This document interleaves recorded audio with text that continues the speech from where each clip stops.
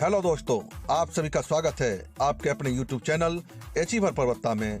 मैं हूं आपके साथ प्रभास कुमार। दोस्तों, आज पुनः हम आपके बीच में केमिस्ट्री विषय से संबंधित कुछ महत्वपूर्ण प्रश्नों को लेकर आपके बीच में हैं और यह केमिस्ट्री का मेरा 5वां पाठ है। और इस पाठ में हम धातु एवं अधातु चैप्टर से संबंधित कुछ महत्वपूर्ण प्रश्नों को आपके बीच में रखेंगे।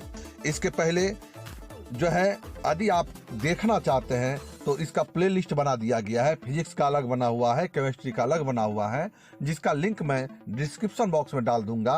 आप वहां जाकर प्लेलिस्ट को खोलकर आप पिछले वीडियो को देख सकते हैं। तो चलिए धातु एवं अधातु से संबंधित पहले प्रश्न की तरफ मुखातिब होते हैं।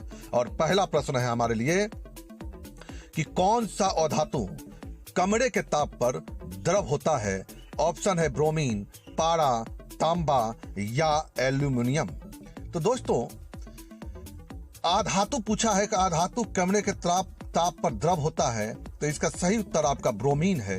देखिए, टाइमर को आप नजरअंदाज कीजिएगा, टाइमर चलने दीजिए, टाइमर का कोई लेना देना नहीं है। मैं सिर्फ और सिर्फ यहां पर जल्दी जल्दी प्रश्न को कराऊंगा। तो पहला प्रश्न, अधातु कमरे के ताप पर द्रव होता है, तो सही उत्तर ब्रोमीन है। चलिए दूसरे सवाल की तरफ मुखातिब होते हैं। दूसरा सवाल है हमारे बीच में, सवाल है खाद्य पदार्थ के डिब्बों पर जिंक के बजाय टीन का लेप होता है, क्यों? खाद्य पदार्थ पर जिंक के बजाय टीन का लेप क्यों होता है?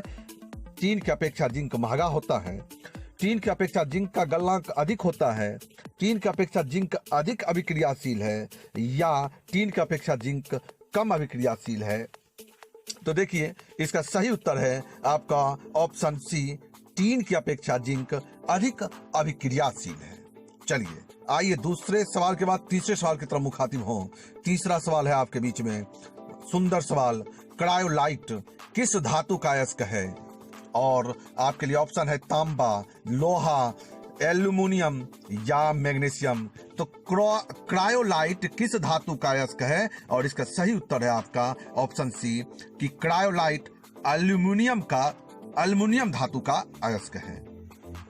चौथे सवाल की तरफ बढ़ें। चौथा सवाल है हमारे बीच में, सवाल है 4 नंबर, किसी कोश में इलेक्ट्रॉनों की अधिकतम संख्या होती है n², 2n², 3n² या 4n²। तो चलिए, ये तो आसान सवाल है आपके लिए। किसी कोश में इलेक्ट्रॉनों की अधिकतम संख्या जो होती है वह 2n² होती है। तो चलिए, इसका सही उत्तर ऑप्शन बी है। आइए पांचवा सवाल है हमारे बीच में। सवाल है कि विद्युत निम्न में से कौन सा उपधातु है? ऑप्शन है आपके लिए Zn, Ca, Ge अथवा सी। तो निम्न में कौन सा उपधातु है? और इसका सही उत्तर है आपका ऑप्शन सी, Ge। सही उत्तर आपका ऑप्शन सी है, Ge, यह आपका उपधातु है। छठे सवाल की तरफ बढ़ें। और दोस्तों, हम उम्मीद करेंगे कि यदि अच्छा लग रहा है तो लाइक कीजिए, और चैनल पर यदि नए हैं तो चैनल को सब्सक्राइब करते हुए बेल आइकन को जरूर प्रेस कीजिए। तो आइए छठा सवाल हमारे बीच में। सवाल है, निम्न में से किस धातु का गलनांक सबसे कम है? और ऑप्शन है Al, Na, Cu अथवा Fe। चलिए, इसका सही उत्तर है कि इसका गलनांक सबसे कम है, तो Na। आइए अगले सवाल की तरफ मुखातिब हों। छठा का आंसर Na। चलिए 7वां सवाल है 7 नंबर। सवाल है, निम्नलिखित में से कौन अधातु है?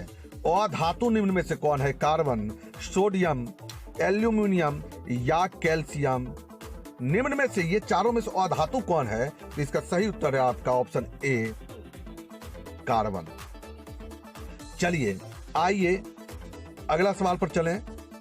सवाल है कि कौन सी गैस उत्सर्जित होगी जब धातुएं जल के साथ अभिक्रिया करेंगी? और इसका ऑप्शन देखें, ऑक्सीजन, कार्बन डाइऑक्साइड, हाइड्रोजन या नाइट्रोजन। कौन सी गैस उत्सर्जित होगी जब धातुएं जल के साथ अभिक्रिया करेगी? और इसका सही उत्तर है आपका ऑप्शन सी, हाइड्रोजन। नवा सवाल है 9 नंबर। नवा सवाल है हमारे बीच में, निम्नलिखित में कौन सबसे अधिक अभिक्रियाशील धातु है? Mg, Ca, Na अथवा के। सबसे अधिक अभिक्रियाशील कौन है? और इसका सही उत्तर है आपका ऑप्शन डी के। आइए 10वें सवाल की तरफ मुखातिब हों। 10वां सवाल है हमारे बीच में। सवाल है कि विद्युत अपघटनी परिष्करण में अशुद्ध धातु को बनाया जाता है। अशुद्ध धातु को बनाया जाता है एनोड, कैथोड, अपघट्य या इनमें से कोई सभी। विद्युत अपघटनी परिष्करण में अशुद्ध धातु को बनाया जाता है। क्या बनाया जाता है? तो सही उत्तर इसका ऑप्शन ए है एनोड। चलिए 11वां सवाल है कि लोहा एवं इस्पात को जंग से सुरक्षित रखने के लिए उन पर किस धातु की पतली परत चढ़ाई जाती है? इसका सही उत्तर देखिए, तांबा, चांदी, सोना या जिंक। तो इसका सही उत्तर क्या होगा? इसका सही उत्तर होगा ऑप्शन डी जिंक। कि लोहा एवं इस्पात को जंग से सुरक्षित रखने के लिए उसमें जिंक धातु की पतली परत चढ़ाई जाती है। आइए 12वां सवाल है हमारे बीच में। बॉक्साइट किस धातु का महत्वपूर्ण अयस्क है? तांबा, जस्ता, एल्यूमिनियम या लोहा? बॉक्साइट। तो चलिए इसका सही उत्तर देखें। इसका सही उत्तर है आपका ऑप्शन सी एल्यूमिनियम। आइए 13वां सवाल 13 नंबर सवाल है, सोडियम की संयोजकता क्या है? 1, 2, 8 या 11? तो सोडियम की संयोजकता आप जानते हैं कि ऑप्शन ए इसका सही उत्तर है। सोडियम की संयोजकता 1 है। आप आइए 14वें सवाल की तरफ बढ़िए। 14वां सवाल है हमारे बीच में। कौन सा अधातु विद्युत का सुचालक होता है? और इसका ऑप्शन देखें, सल्फर। अधातु बोला है, विद्युत का सुचालक होता है सल्फर, ग्रेफाइट, क्लोरीन या फास्फोरस? तो चलिए इसका सही उत्तर है ऑप्शन बी ग्रेफाइट। ग्रेफाइट अधातु है और यह विद्युत का सुचालक होता है। आप चलिए बढ़िए 15वें सवाल की तरफ बढ़िए। पोटेशियम की परमाणु संख्या क्या है? 19, 20, 23 या 35? पोटेशियम की परमाणु संख्या क्या है? इसका सही उत्तर आपका ऑप्शन ए है कि पोटेशियम की परमाणु संख्या 19 है। 16वां सवाल 16 नंबर पर देखिए। 16वां सवाल है, सक्रियता श्रेणी में सबसे अधिक क्रियाशील धातु है। सक्रियता श्रेणी में सबसे अधिक क्रियाशील धातु है और ऑप्शन है AU, Na, Hg या Cu? तो 16वां प्रश्न सही उत्तर इसका ऑप्शन बी कि सक्रियता श्रेणी में सबसे अधिक क्रियाशील धातु Na है। आइए चलें 17वें सवाल की तरफ। पारे का अयस्क है। पारे का अयस्क बॉक्साइट, दूसरा ऑप्शन है हेमाटाइट, तीसरा ऑप्शन है आपके लिए मैग्नेटाइट या सिनेवार? तो पारे का अयस्क क्या है? पारे का अयस्क ऑप्शन डी सिनेवार है। आइए बढ़ें 18वें सवाल की तरफ मुखातिब हों। 18वां सवाल है हमारे बीच में। नाइट्रोजन ऑक्साइड अर्थात NO2 के धुएं का रंग कैसा होता है? नाइट्रोजन ऑक्साइड डाइऑक्साइड के धुएं का रंग कैसा होता है? भूरा, लाल, हरा अथवा पीला? इसका सही उत्तर है आपका ऑप्शन ए भूरा। दोस्तों अगले सवाल पर चलें और यदि टेस्ट अच्छा लग रहा है तो लाइक कीजिए। फिर मैं उम्मीद करूंगा यदि आप चैनल पर नए हैं तो चैनल को सब्सक्राइब करते हुए बेल आइकन को जरूर प्रेस कर दीजिए। आइए 20वां सवाल पर चलें। 19वां सवाल, साधारण ताप पर फास्फोरस का अनुसूत्र है P2, P3 अथवा P4? साधारण ताप पर फास्फोरस का अनुसूत्र क्या है? और इसका सही उत्तर ऑप्शन सी है P3। 20वां सवाल है 20 नंबर कि स्टेनलेस स्टील मिश्र धातु है। किसका मिश्र धातु है? लोहा का, तांबा का, एल्युमिनियम का या टीन का? स्टेनलेस स्टील मिश्र धातु है और उसका सही उत्तर है आपका ऑप्शन डी टीन का। 21वें सवाल की तरफ मुखातिब हों। 21वां सवाल है हमारे लिए। सवाल है कि पीतल है धातु, अधातु, मिश्र धातु या अवधातु? मतलब पीतल क्या है? और इसका सही उत्तर है ऑप्शन सी मिश्र धातु। चलिए पीतल मिश्र धातु है तांबा और जस्ता का। चलिए आइए 22वें सवाल पर चलें। 22वां सवाल है हमारे बीच में। कौन विद्युत का सर्वोत्तम सुचालक है? ऑप्शन है Cu, AG, AL या FE। तो विद्युत का सर्वोत्तम सुचालक कौन सा है? इसका सही उत्तर ऑप्शन बी है, AG। चलिए अगले सवाल की तरफ बढ़िए। अगला सवाल 23 नंबर सवाल, 23वां सवाल है हमारे बीच में। सवाल है, वायुमंडल में CO2 गैस की उपस्थिति है 0.01%, 0.05%, 0.03% या 0.02%। तो इसका सही उत्तर आपका ऑप्शन सी है, 0.03% वायुमंडल में CO2 गैस की उपस्थिति है। आप बढ़िए अगले सवाल की तरफ मुखातिब होइए। इलेक्ट्रॉन के स्थानांतरण से बने यौगिक कहलाते हैं सहसंयोजी, विद्युत संयोजी, कार्बनिक या इनमें से कोई नहीं। इलेक्ट्रॉन के स्थानांतरण से बने यौगिक कहलाते हैं और इसका सही उत्तर है आपका ऑप्शन ए, सहसंयोजी। आप आइए 25वें सवाल की तरफ मुखातिब होइए। 25वां सवाल है, किस धातु को चाकू से सरलता से काटा जा सकता है? लोहा, तांबा, कैल्शियम या सोडियम। तो चलिए, चाकू से सरलता से काटा जाने वाला धातु सोडियम होता है। इसका सही उत्तर ऑप्शन डी, सोडियम होगा। 26 नंबर सवाल, 26वां सवाल है कि सिलिका क्या है? सिलिका क्या है? धातु है, अधातु है, उपधातु है या इनमें से कोई नहीं। तो सिलिका क्या है भाई? सिलिका आपका अधातु है। आपका ऑप्शन बी सही उत्तर है। 27 नंबर सवाल है 27 नंबर, लाल तप्त आयरन पर जल वाष्प प्रवाहित करने पर कौन सा यौगिक प्राप्त होता है? और ऑप्शन है FeO, Fe2O3, Fe3O4 या FeS। तो लाल तप्त आयरन पर जल वाष्प प्रवाहित करने पर कौन सा यौगिक प्राप्त होता है? और इसका सही उत्तर होगा ऑप्शन सी, Fe3O4। दोस्तों 28 नंबर सवाल पर चलें। 28वां सवाल है हमारे बीच में, शुद्ध सोना को व्यक्त किया जाता है 22 कैरेट में, 24 कैरेट में, 20 कैरेट में या 12 कैरेट में। तो दोस्तों शुद्ध सोना को जो व्यक्त किया जाता है वह 24 कैरेट में व्यक्त किया जाता है। इसका सही उत्तर आपका ऑप्शन बी है।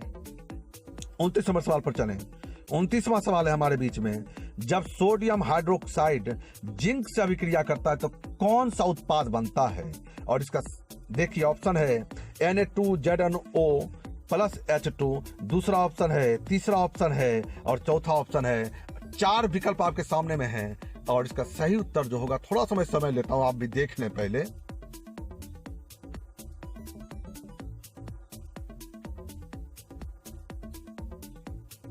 और इसका सही उत्तर होगा option D, Na2ZnO2 plus H2। बढ़िए 31वें सवाल की तरफ बढ़िए। 31वां सवाल है आपके बीच में। सवाल है, सोडियम की परमाणु संख्या है, ऑप्शन है 11, 10, 12 या 14। इसका सही उत्तर ऑप्शन ए है, सोडियम की परमाणु संख्या 11 होती है। ऑप्शन ए सही उत्तर। आप आइए 32वां सवाल देखें। 32वां सवाल है, निम्न में कौन आयनिक यौगिक है? आयनिक यौगिक निम्न में से कौन है? HCN, CCl2 या KCl या CO2। निम्न में से कौन आयनिक यौगिक है? और इसका सही उत्तर है आपका ऑप्शन सी सही उत्तर, KCl। आइए 33 नंबर सवाल। टेस्ट अच्छा लगता है तो लाइक जरूर कीजिए, लाइक करने में कुछ जाता नहीं है। 33वां सवाल, कौन सा अधातु विद्युत का सुचालक है? विद्युत का सुचालक सल्फर, ग्रेफाइट, क्लोरीन और ये फास्फोरस। ये पीछे भी प्रश्न आ गया था, दोबारा हो गया है, कोई बात नहीं है। इसका सही उत्तर है ऑप्शन बी, ग्रेफाइट। आप आइए 34वें सवाल की तरफ चलिए। धातु जो सिर्फ अम्लराज में घुलता है, Al, Fe, Au अथवा Cu। धातु जो सिर्फ अम्लराज में घुलता है और इसका सही उत्तर है आपका ऑप्शन सी, Au सही उत्तर। 35वां सवाल 35 नंबर है। सवाल है आपसे, बॉक्साइट किस धातु का अयस्क है? ऑप्शन है आपका मैग्नीशियम, सोडियम, एल्यूमिनियम या बेरियम। और इसका सही उत्तर है, बॉक्साइट जो होता है वह एल्यूमिनियम का अयस्क है। बॉक्साइट किसका अयस्क है? एल्यूमिनियम का। ध्यान रखेंगे। अगला 36 नंबर सवाल, यदि आपने चैनल को अभी तक सब्सक्राइब नहीं किया है तो चैनल को सब्सक्राइब करते हुए बेल आइकन को जरूर प्रेस कर दीजिए। 36वां सवाल आपके बीच में है। सवाल है, केरोसिन में डुबोकर किस धातु को रखा जाता है? सोडियम को, पोटेशियम को, मैग्नीशियम को या एल्यूमिनियम को? तो केरोसिन में डुबोकर किस धातु को रखा जाता है? और इसका सही उत्तर ऑप्शन ए है, ए सोडियम सही उत्तर। आप आइए 37 नंबर सवाल पर चलिए। 37वां सवाल है, कोई धातु ऑक्सीजन के साथ अभिक्रिया कर उच्च गलनांक वाला यौगिक निर्मित करती है। यह यौगिक जल में विलय है। यह तत्व क्या हो सकता है? मैं समझिए, कोई धातु है जो ऑक्सीजन के साथ अभिक्रिया कर उच्च गलनांक वाला यौगिक निर्मित करता है और यह यौगिक जल में विलय है। यह तत्व क्या हो सकता है? कैल्शियम, कार्बन, सिलिकॉन या लोहा? इसका सही उत्तर है आपका ऑप्शन ए कैल्शियम। 38वां सवाल, सवाल है 38 नंबर, सवाल है आपसे, सीसा और टीन के मिश्र धातु को कहते हैं? सोल्डर, स्टील, गन मेटल या उपधातु? सीसा और टीन की मिश्र धातु को कहते हैं और इसका सही उत्तर है आपका ऑप्शन सी गन मेटल। यानी सीसा और टीन के मिश्र धातु को हम गन मेटल कहते हैं। आइए अगले सवाल की तरफ बढ़ें। अगला सवाल 39 नंबर सवाल है हमारे बीच में। सवाल है, निम्नलिखित में किसे चाकू से काटा जा सकता है? लिथियम, कैल्शियम, कॉपर या आयरन?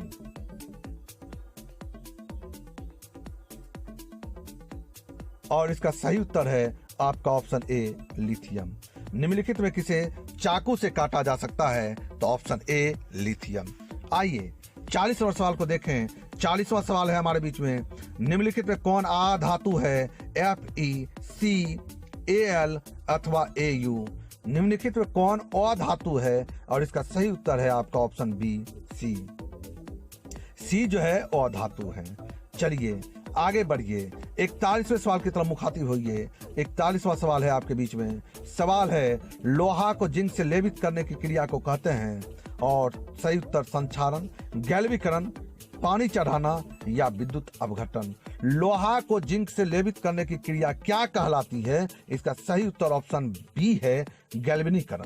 तो दोस्तों, यदि आपको यह टेस्ट अच्छा लगा तो लाइक कीजिए। यदि आप चैनल पर नए हैं, यदि चैनल को आपने अभी तक सब्सक्राइब नहीं किया है तो चैनल को सब्सक्राइब करते हुए बेल आइकन के ऑल को जरूर प्रेस कर दीजिए। Thank you. मिलते हैं अगले टेस्ट में।